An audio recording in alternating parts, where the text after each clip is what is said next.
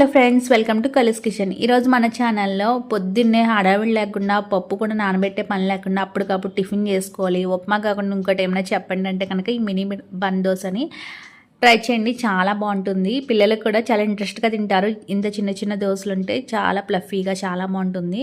దీనికి ఫస్ట్ ఏంటంటే మిక్సీ జార్లో ఒక కప్పు ఉప్మానకు తీసుకోవాలండి. అదేవిధంగా కొంచెం వరిపిండి తీసుకోవాలి. అదేవిధంగా పెరుగు కూడా తీసుకోవాలి. చిక్కటి పెరుగుని తీసుకోండి. ఇలా వేసేసుకొని ఇందులోకి తగినంత సాల్ట్ వేసుకోవాలి. అదేవిధంగా కొంచెం వంట సోడా వేసుకోవాలి.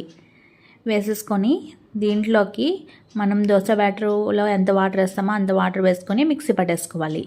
మెత్తగా మిక్సీ పట్టుకోవాలండి. తర్వాత మరీ పలుచగా ఉండకూడదు, మరి చిక్కగా ఉండకూడదు. ఈ విధంగా ఉంటే సరిపోతుంది. ఇప్పుడు దీంట్లోకి ఇలా కూడా వేసేసుకోవచ్చండి, కానీ ఇంకా టేస్ట్ పెరగాలి, మనం తిన్నప్పుడు కూడా చాలా మంచి టేస్ట్తో ఎప్పుడు కూడా ఈ దోశలో వేసుకొని తినాలి అంటే కనుక ఫస్ట్ దీనికి పోపు పెట్టుకోవాలండి. ఆయిల్ వేసుకొని దీంట్లోకి ఆవాలు, అదేవిధంగా సాయమినపప్పు వేసుకొని దీంట్లోకి ఉల్లిపాయ ముక్కలు వేసుకోవాలి.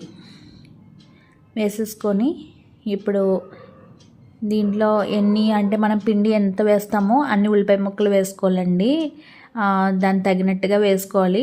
మరీ తక్కువ వేసుకున్నా మన నోటికి అనేది తగలవు. చిన్న చిన్న పచ్చిమిర్చి ముక్కలు వేసుకుంటున్నాను. ఇంకా మీకు ఎక్కువ కాలుతో వేసుకోవచ్చు. పిల్లల్ని దృష్టిలో పెట్టుకుని అయితే నేను తక్కువ వేసుకున్నాను. వేసుకుని దీన్ని గోల్డెన్ కలర్ వచ్చేంత వరకు ఫ్రై చేసుకోవాలి. దీంట్లో కొంచెం కరివేపాకు, కాలితే కొత్తిమీర అన్నీ వేసుకోవచ్చు. జీలకర్ర అయితే ఫస్ట్లో వేయలేదండి, మర్చిపోయాను, అందుకే మళ్ళీ లాస్ట్లో వేస్తున్నాను. వేసేసుకొని వీటిని అయితే ఫ్రై చేసుకోవాలి గోల్డెన్ కలర్ వచ్చేంత వరకు. ఫ్రై చేసుకొని మనం రెడీ చేసుకున్న ఈ బ్యాటర్లో వేసేసి శుభ్రంగా మిక్స్ చేసేయాలి. ఇలా మిక్స్ చేసేసి దీన్ని అయితే మనం రెడీ చేసుకోవాలి. ఇంకా ఇలా మిక్స్ చేసి నానబెట్టే పని ఏమి ఉండదండి. మనం పోపు చేసుకునే టైంలోనే కొంతసేపు ఈ దోశపిండి అయితే నానుతుంది కదా, ఆ టైం అయితే సరిపోతుంది.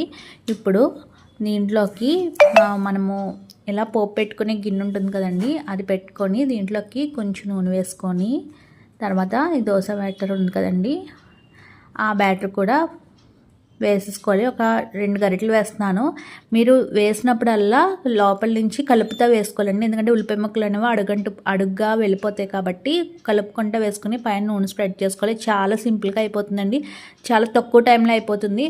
మీరు వేస్తాం కదా కొంతసేపు ఉన్నాక రావచ్చు అంటే కనుక ఇది అప్పుడు మాడిపోతుంది. కాబట్టి మీరు దగ్గరుండి వేసుకుంటే చాలా సింపుల్గా అయిపోతుంది, చాలా తొందరగా అయిపోతాయి.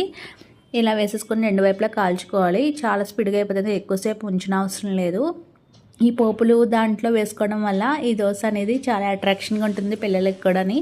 పెద్ద గిన్నెలో కూడా వేసుకోవచ్చండి. ఇలా వేసుకుంటే మినీ బన్ దోశ అయితే రెడీ అయిపోతుంది.